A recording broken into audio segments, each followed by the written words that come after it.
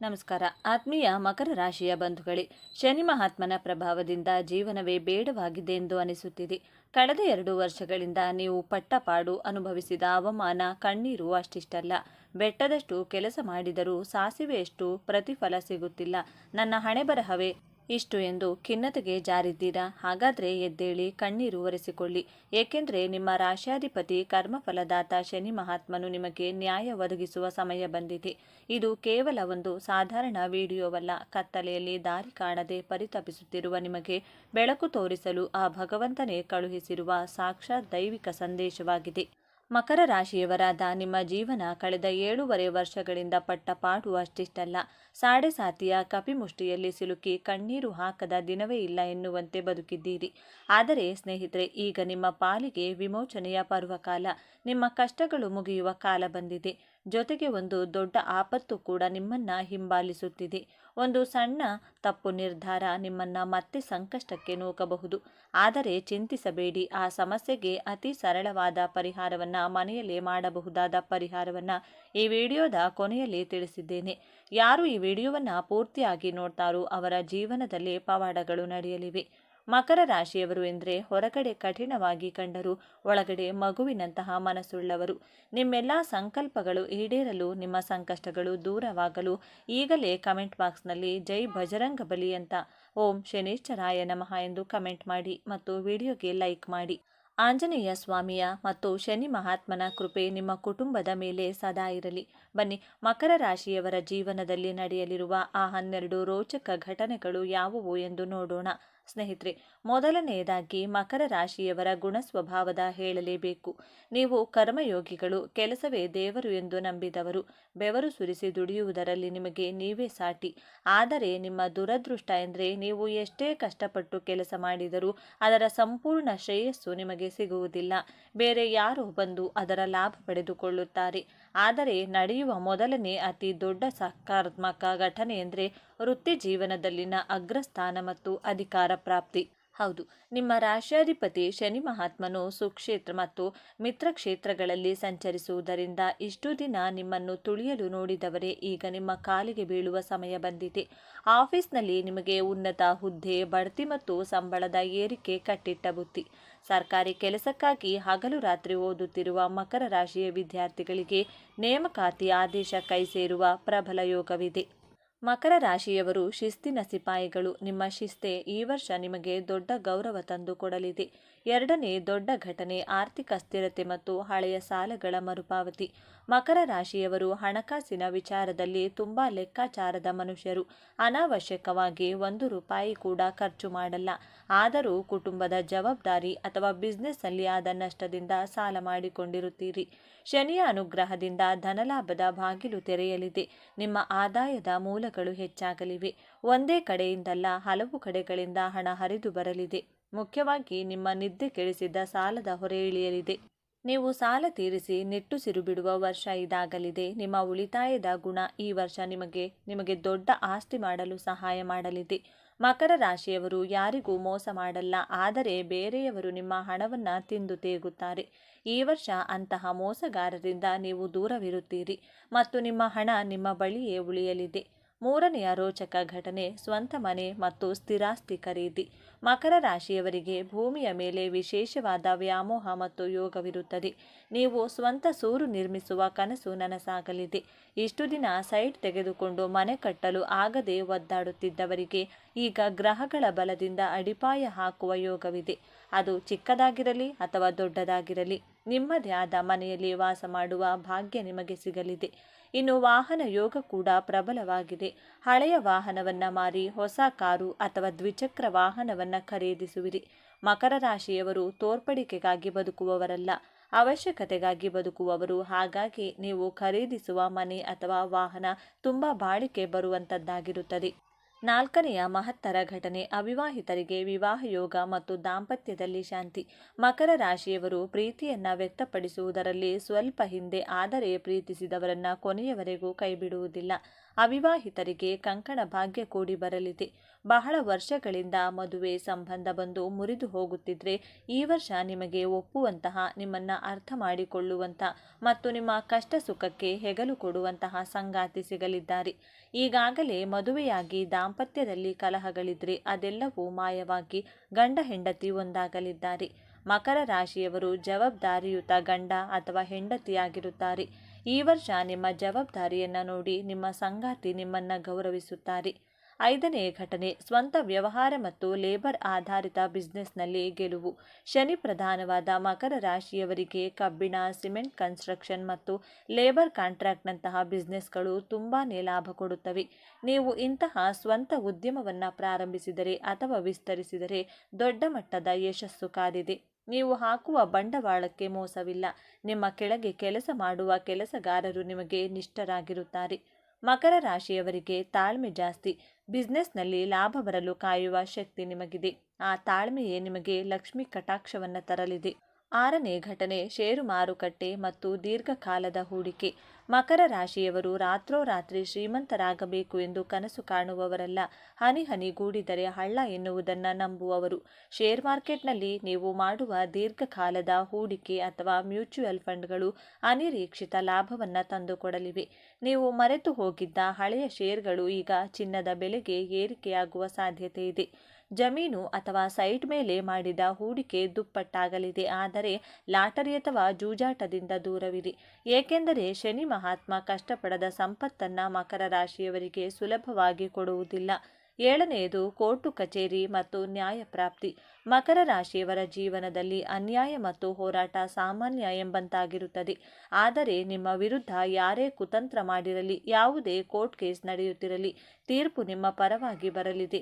ಸತ್ಯಮೇವ ಜಯತೆ ಎಂಬ ಮಾತು ನಿಮ್ಮ ಜೀವನದಲ್ಲಿ ನಿಜವಾಗಲಿದೆ. ಆಸ್ತಿ ಪಾಲು ವಿಚಾರದಲ್ಲಿ ಅಣ್ಣ ತಮ್ಮಂದಿರ ನಡುವೆ ಇದ್ದ ಜಗಳಗಳು ರಾಜಿ ಸಂಧಾನದ ಮೂಲಕ ಬಗೆಹರಿಯಲಿವೆ. ನಿಮಗೆ ಸೇರಬೇಕಾದ ಹಕ್ಕು, ಅಧಿಕಾರ ಮತ್ತು ಆಸ್ತಿ ನಿಮ್ಮ ಮಡಿಲು ಸೇರಲಿದೆ. ಮಕರ ರಾಶಿಯವರು ಕ್ಷಮಾಗುಣವುಳ್ಳವರು, ಆದರೆ ದ್ರೋಹ ಮಾಡಿದರೆ ಮರೆಯುವುದಿಲ್ಲ. ಈ ವರ್ಷ ನಿಮ್ಮ ಶತ್ರುಗಳಿಗೆ ತಕ್ಕ ಪಾಠ ಕಲಿಸುವಿರಿ. 8ನೆಯ ಘಟನೆ, ವಿದೇಶ ಯೋಗ ಮತ್ತು ದೂರ ಪ್ರಯಾಣ. ಮಕರ ರಾಶಿಯವರಿಗೆ ಸ್ಥಳ ಬದಲಾವಣೆಯ ಯೋಗವಿದೆ. ಕೆಲಸದ ವಿಚಾರವಾಗಿ ವಿದೇಶಕ್ಕೆ ಹೋಗುವ ಅವಕಾಶಗಳು ಹುಡುಕಿಕೊಂಡು ಬರಲಿವೆ. ಈಗಾಗಲೇ ವಿದೇಶದಲ್ಲಿರುವವರಿಗೆ ಗ್ರೀನ್ ಕಾರ್ಡ್ ಅಥವಾ ಪೌರತ್ವ ಸಿಗುವ ಸಾಧ್ಯತೆ ಇದೆ. ವಿದೇಶದಲ್ಲಿ ಉದ್ಯೋಗ ಮಾಡುತ್ತಿದ್ದರೆ ಪ್ರಮೋಷನ್ ಸಿಗಲಿದೆ. ಮಕರ ರಾಶಿಯವರು ಹುಟ್ಟಿದ ಊರಿಗಿಂತ ಬೇರೆ ಊರಿನಲ್ಲಿ ಅಥವಾ ಬೇರೆ ದೇಶದಲ್ಲಿ ಹೆಚ್ಚು ಏಳಿಗೆಯನ್ನು ಕಾಣುತ್ತಾರೆ. ಈ ವರ್ಷ ನೀವು ಕೈಗೊಳ್ಳುವ ಪ್ರಯಾಣಗಳು ಲಾಭದಾಯಕವಾಗಿರುತ್ತವೆ. 9ನೇದು, ಮಕ್ಕಳ ವಿದ್ಯಾಭ್ಯಾಸ ಮತ್ತು ಸಂತಾನ ಭಾಗ್ಯ. ಮಕರ ರಾಶಿಯ ತಂದೆ ತಾಯಂದಿರು ತಮ್ಮ ಮಕ್ಕಳ ಭವಿಷ್ಯದ ಬಗ್ಗೆ ತುಂಬಾನೇ ಚಿಂತಿಸುತ್ತಾರೆ. ನಿಮ್ಮ ಮಕ್ಕಳು ವಿದ್ಯಾಭ್ಯಾಸದಲ್ಲಿ ಉನ್ನತ ಶ್ರೇಣಿಯಲ್ಲಿ ತೇರ್ಗಡೆಯಾಗಲಿದ್ದಾರೆ.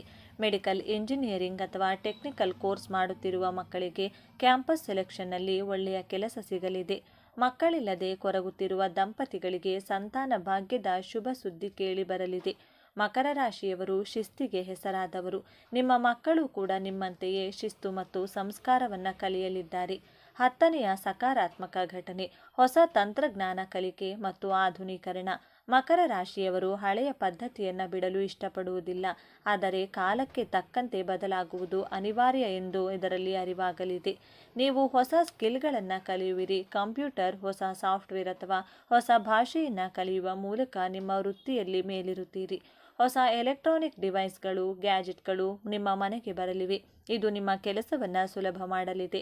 ಸ್ನೇಹಿತರೆ, ಜೀವನ ಎಂದರೆ ಕೇವಲ ಬೆಳಕಲ್ಲ, ಕತ್ತಲೆಯೂ ಇರುತ್ತದೆ. ಈಗ ನಾನು ಹೇಳಲಿರುವ 2 ಘಟನೆಗಳು ನಕಾರಾತ್ಮಕವಾಗಿದ್ದು, ಮಕರ ರಾಶಿಯವರ ಕೆಲವು ನ್ಯೂನ್ಯತೆಗಳಿಂದಲೇ ಇವು ಸಂಭವಿಸಬಹುದು. ಎಚ್ಚರ ವಹಿಸಿದರೆ ಗಂಡಾಂತರದಿಂದ ಪಾರಾಗಬಹುದು. 11ನೆಯ ಘಟನೆ, ಮಾನಸಿಕ ಖಿನ್ನತೆ ಮತ್ತು ಒಂಟಿತನ.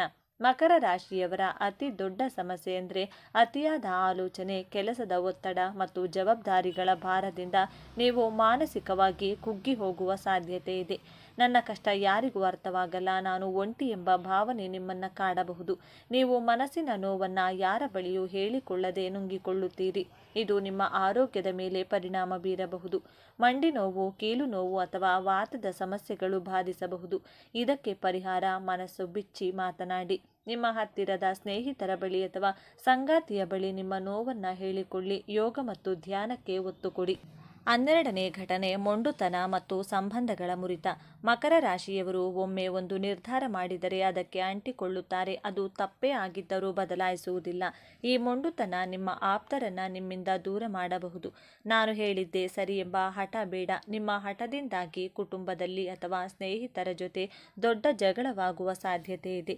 ನೀವು ತುಂಬಾ ಒಳ್ಳೆಯವರು, ಕರುಣಾಮಯಿಗಳು ನಿಜ. ಆದರೆ ಕೋಪ ಬಂದಾಗ ನೀವು ಆಡುವ ಮಾತು ವಿಷದಂತೆ ಇರುತ್ತದೆ. ಇದಕ್ಕೆ ಪರಿಹಾರ ಹೊಂದಾಣಿಕೆ ಮಾಡುವುದನ್ನು ಕಲಿಯಿರಿ. ಕೋಪ ಬಂದಾಗ ಮೌನವಾಗಿರಿ. ಈಗ ವಿಡಿಯೋದ ಕೊನೆಯ ಹಂತಕ್ಕೆ ಬಂದಿದ್ದೇವೆ. ಮಕರ ರಾಶಿಯವರು ಎದುರಾಗುವ ಎಲ್ಲ ಅಡೆತಡೆಗಳನ್ನು ದಾಟಿ ಯಶಸ್ಸಿನ ಶಿಖರ ಏರಲು ಮಾಡಬೇಕಾದ ಶಕ್ತಿಶಾಲಿ ಪರಿಹಾರಗಳು ಇಲ್ಲಿವೆ. ಮುಂದಿನ 3 ನಿಮಿಷ ತುಂಬ ಮಿಸ್ ಮಾಡ್ಕೋಬೇಡಿ, ಮುಖ್ಯವಾಗಿರುತ್ತದೆ. ಮಕರ ರಾಶಿಯ ಅಧಿಪತಿ ಶನಿ ಮಹಾತ್ಮ. ಆದ್ದರಿಂದ ಪ್ರತಿ ಶನಿವಾರ ಸಂಜೆ ನಿಮ್ಮ ಮನೆಯ ಹತ್ತಿರ ಇರುವ ಶನಿ ದೇವಸ್ಥಾನಕ್ಕೆ ಅಥವಾ ಆಂಜನೇಯನ ದೇವಸ್ಥಾನಕ್ಕೆ ಹೋಗಿ ಎಳ್ಳೆನ ದೀಪನ ಹಚ್ಚಿ.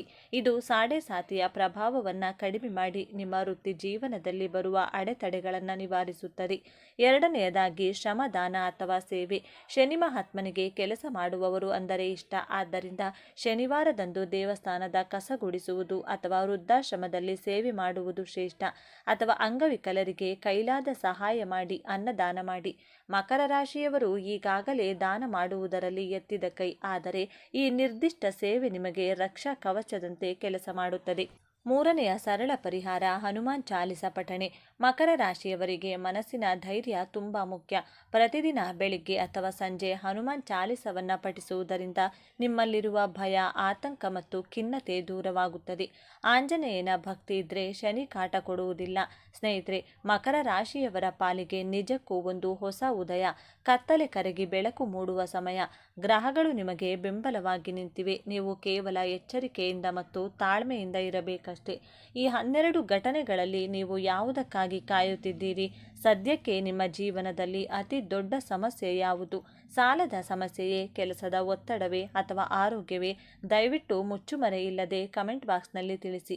ನಿಮ್ಮ ಸಮಸ್ಯೆಗೆ ತಕ್ಕ ಜ್ಯೋತಿಷ್ಯ ಪರಿಹಾರವನ್ನು ನಾವು ಮುಂದಿನ ವಿಡಿಯೋಗಳಲ್ಲಿ ತಿಳಿಸಲು ಪ್ರಯತ್ನಿಸುತ್ತೇವೆ.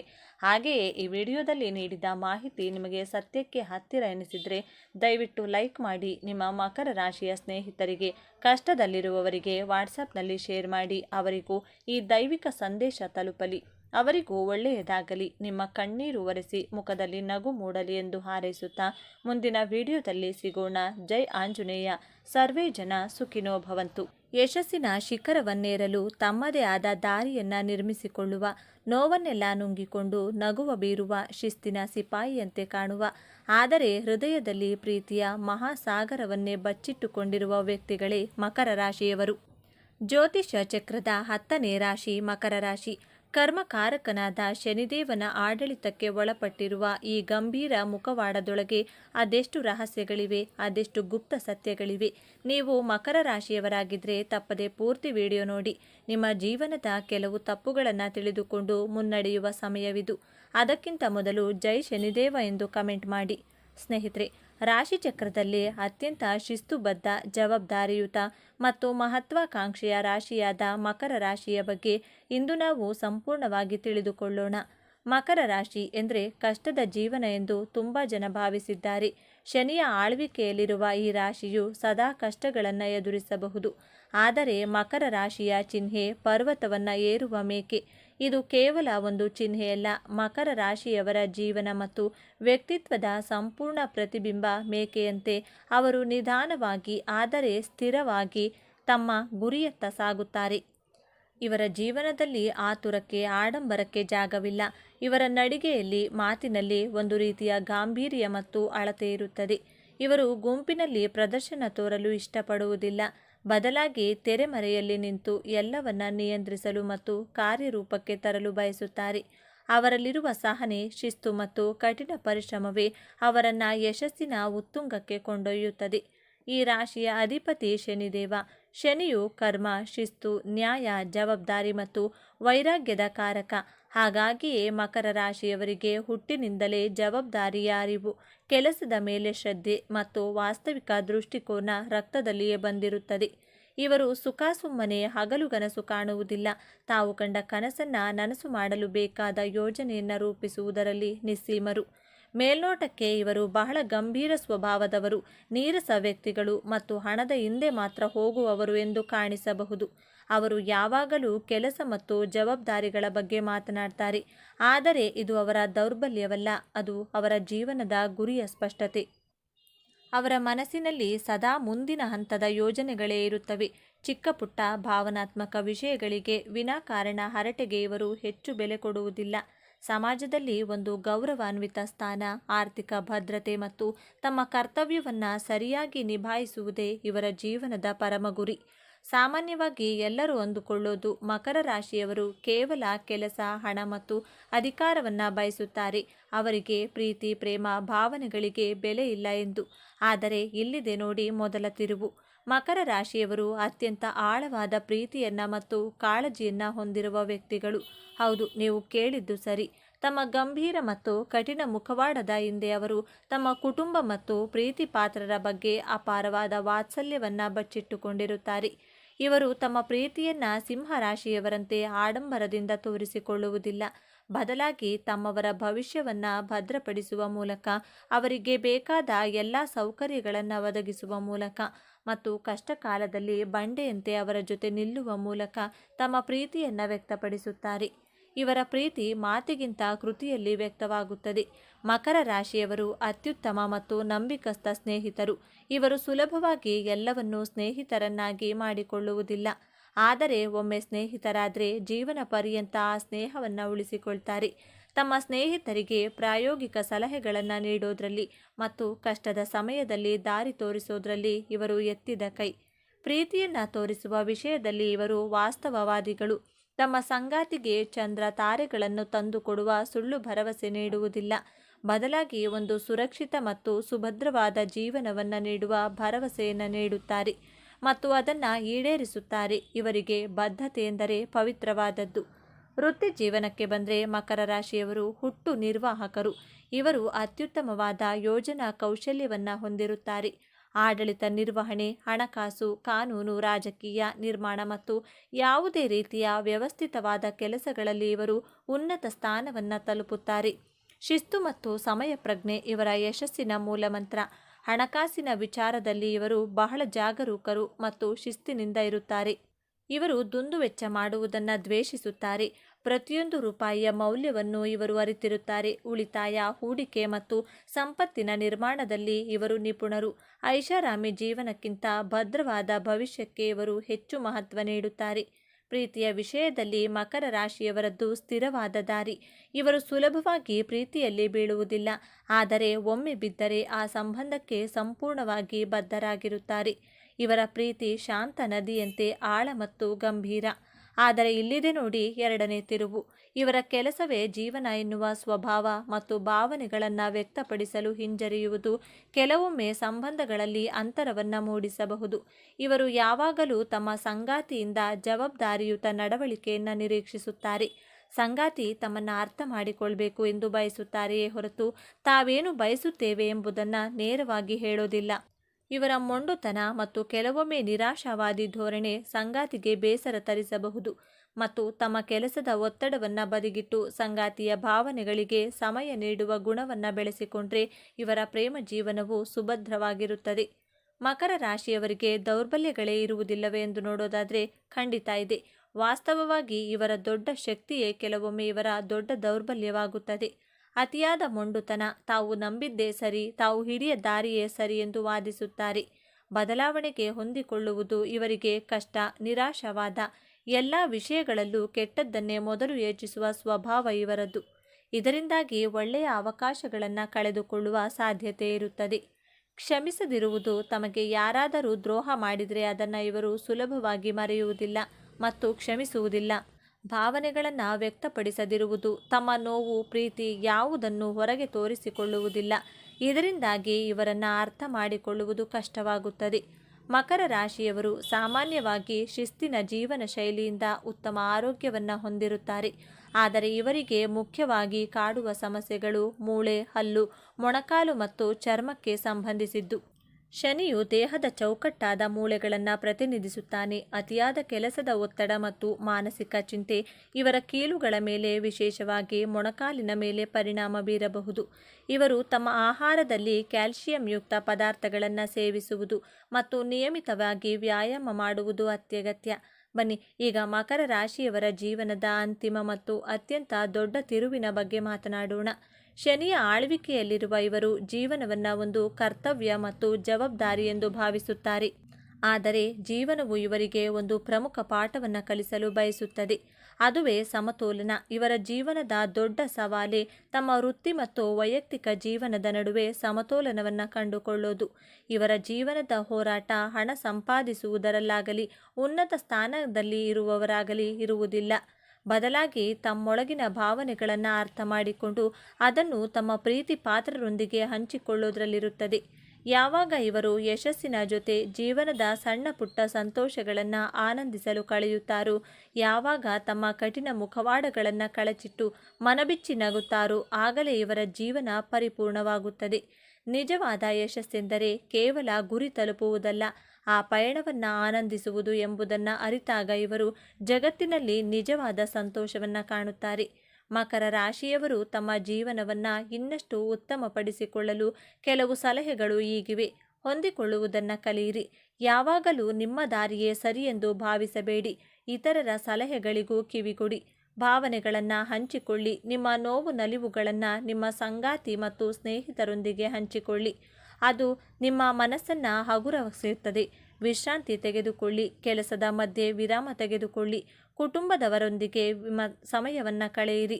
ಶನಿದೇವನ ಆರಾಧನೆ. ಪ್ರತಿ ಶನಿವಾರ ಶನಿದೇವನ 7ನೇ ದೀಪವನ್ನು ಹಚ್ಚಿಡುವುದು ಮತ್ತು ಎಳ್ಳಿನ ದೀಪವನ್ನು ಹಚ್ಚುವುದರಿಂದ ಮತ್ತು ಓಂ ಶನೇಶ್ವರಾಯ ನಮಃ ನಮಗೆ ಮಂತ್ರವನ್ನು ಪಠಿಸುವುದರಿಂದ ಮನಸ್ಸಿಗೆ ಸ್ಥಿರತೆ ಮತ್ತು ಧನಾತ್ಮಕ ಶಕ್ತಿ ಲಭಿಸುತ್ತದೆ. ಹಾಗಾದರೆ ಮಕರ ರಾಶಿ ಎಂದರೆ ಕೇವಲ ಕೆಲಸ, ಶಿಸ್ತು, ಮೊಂಡುತನ ಅಲ್ಲ. ಅವರೊಳಗೆ ಒಂದು ಬಂಡೆಯಂತಹ ಸ್ಥಿರವಾದ ಪ್ರೀತಿ ಇದೆ. ಜವಾಬ್ದಾರಿಯನ್ನು ಹೊರುವ ಅದ್ಭುತ ಶಕ್ತಿ ಇದೆ ಮತ್ತು ಎಲ್ಲಕ್ಕಿಂತ ಹೆಚ್ಚಾಗಿ ಶೂನ್ಯದಿಂದ ಶಿಖರಕ್ಕೇರುವ ಅಸಾಧಾರಣ ಛಲವಿದೆ. ಮೇಲ್ನೋಟಕ್ಕೆ ಕಲ್ಲು ಬಂಡೆಯಂತೆ ಕಠಿಣವಾಗಿ ಕಂಡರೂ ಅವರು ತಮ್ಮ ಪ್ರೀತಿ ಪಾತ್ರರಿಗೆ ಆಶ್ರಯ ನೀಡುವ ದೊಡ್ಡ ಪರ್ವತ. ಮುಂದಿನ ಬಾರಿ ನೀವು ಯಾವುದೇ ಮಕರ ರಾಶಿಯವರನ್ನು ಭೇಟಿಯಾದಾಗ ಅವರ ಗಂಭೀರತೆಯ ಹಿಂದಿರುವ ಆ ಕಾಳಜಿಯುಳ್ಳ ಹೃದಯವನ್ನು ಅರ್ಥ ಮಾಡಿಕೊಳ್ಳಲು ಪ್ರಯತ್ನಿಸಿ. ಇದೇ ತರಹದ ಜ್ಯೋತಿಷ್ಯಕ್ಕೆ ಸಂಬಂಧಪಟ್ಟಂಥ ವಿಡಿಯೋಗಳನ್ನು ನೋಡಲು ನಮ್ಮ ಚಾನಲ್ಗೆ ಸಬ್ಸ್ಕ್ರೈಬ್ ಆಗಿ, ವಿಡಿಯೋ ಲೈಕ್ ಮಾಡಿ, ಶೇರ್ ಮಾಡಿ. ಧನ್ಯವಾದಗಳು.